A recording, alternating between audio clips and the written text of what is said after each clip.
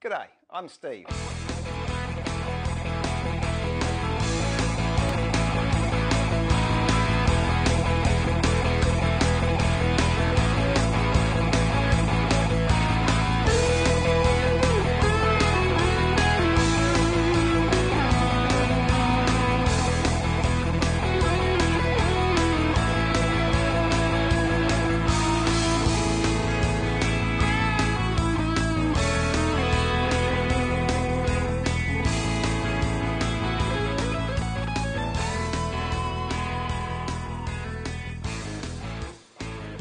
G'day, I'm Steve from Woodworking Masterclass. You know, I receive a lot of requests of people asking me to put up some projects that are really simple DIY projects.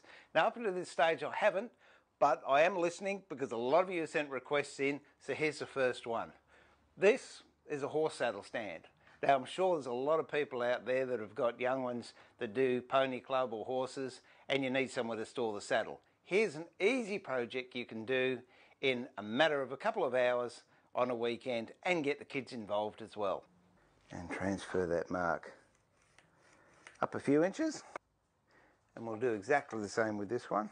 Now, the longer pieces, remember we had them cut at 500, so just check to make sure they're at 500 and then mark a line halfway along that. This is 500, so that's 250. Continue that line up. Now line these two pieces of timber up here so they're flush. That's hard up against there. That's hard up against there, so they're flush. And then you line this line and that line up together. And you know where you are. Now, at this stage, you can either just screw it or put a bit of glue. I personally like putting a little bit of glue. Line it up again and push down. I mean, you can, at this stage, put a clamp on there if you want. Just bearing in mind when you clamp it up, it will move a little bit, so just check to make sure you're nice and flat. Give that a bit of a tighten. With these, you can pre-drill if you like, but it's going into pine, so it's going to go in fairly easy. If it was a harder wood, I'd definitely pre-drill holes first. Then get a screwdriver. If you've got a normal screwdriver, you might want to pre-drill if you're using a hand screwdriver. Now, there's no rhyme or reason where they go. Put one diagonally opposite.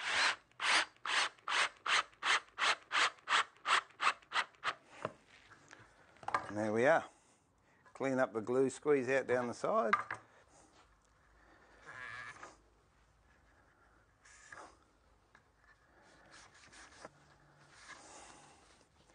Now while we work on this one, we might as well do it all in one hit.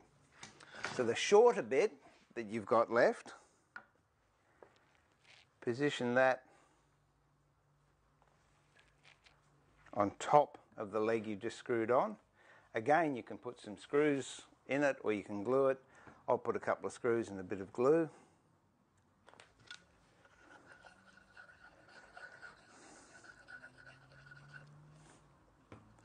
Because I'm going to screw this, I'm not worried about spreading the glue out evenly. Put that in place. A couple of screws in.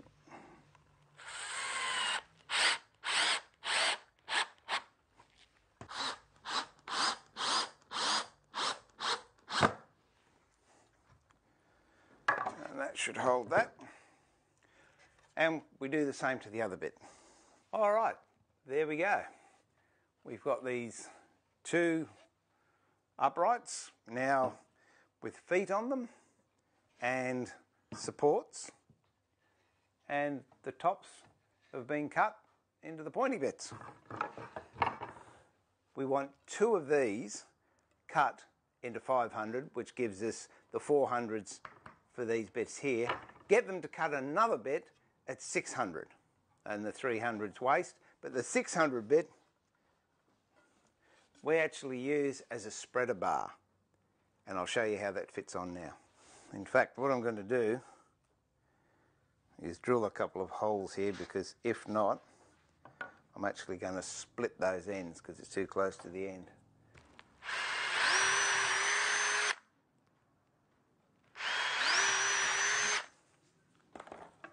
Okay. Now we'll put 2 screws in there.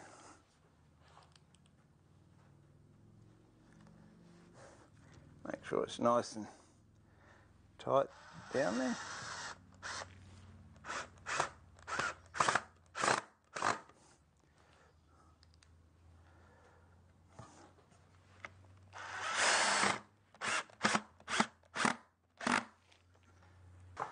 Dab a glue on the end here.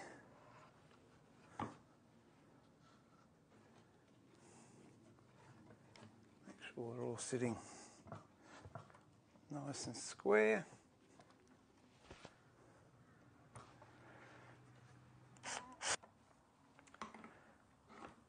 And just for added strength, pop 1 screw through the ends.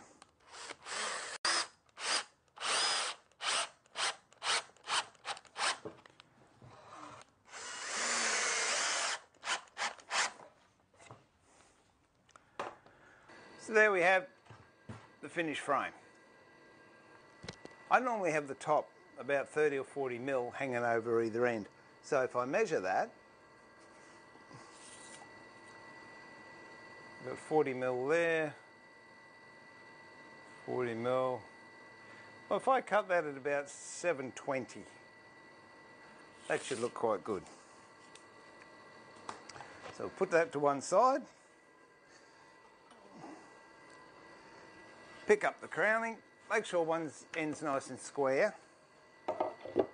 Then with your measuring tape. Now this length you can have whatever you like, but for this project we'll do 720.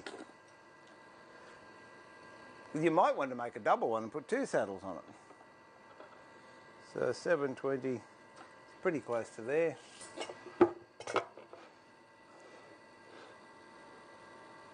Draw a line up there. And follow it down the other side and cut there, cut there. Again, if you've got a jigsaw or a table saw, use that. If not, you could use a handsaw. In this case, I think I'll use a jigsaw.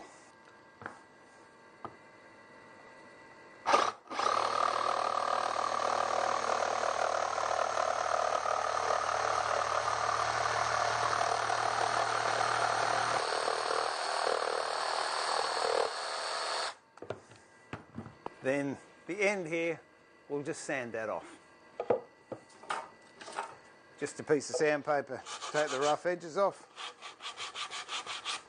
Or if you're fortunate enough to have a power sander, then by all means use it.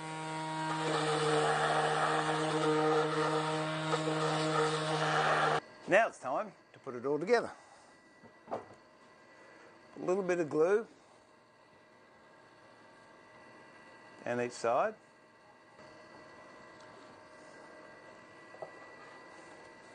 Get the top, put it on so it's even. How I tell if it's even is I judge it by these knuckles on these fingers, where they're the same distance apart. I tell you what, it's pretty close.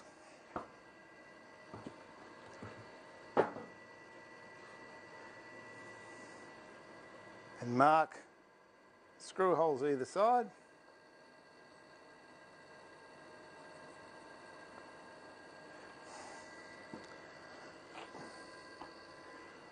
If you're wondering how I do that, if you use your fingers as a gauge, if you close your eyes, have 2 fingers open, close your eyes, this finger can go straight between, you don't have to look.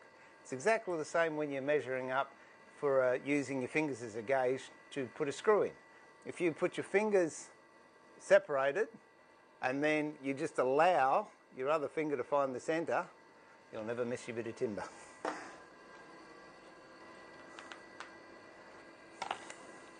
Might want to just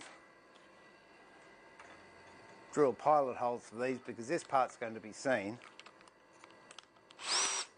and you don't really want to have a crack on the top. Pilot hole, change over to the screwdriver a bit.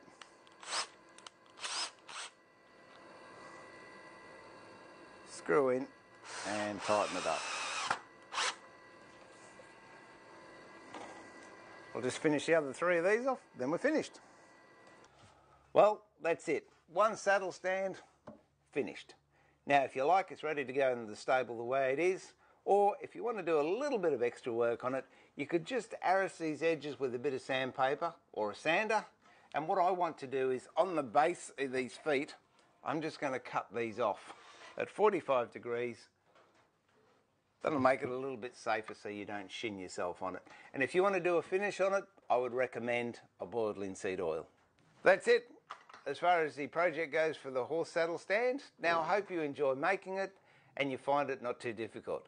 As I said, it's a minimum of timber. There's 7 pieces of timber, less than 20 screws, minimum tools and minimum skill level. So I'm sure you'll be able to accomplish it. Let me know how you go. This is Steve, pulling the shed door down for another project and saying to remember to keep it sharp, but more importantly, keep it safe and enjoy your woodwork. Bye for now.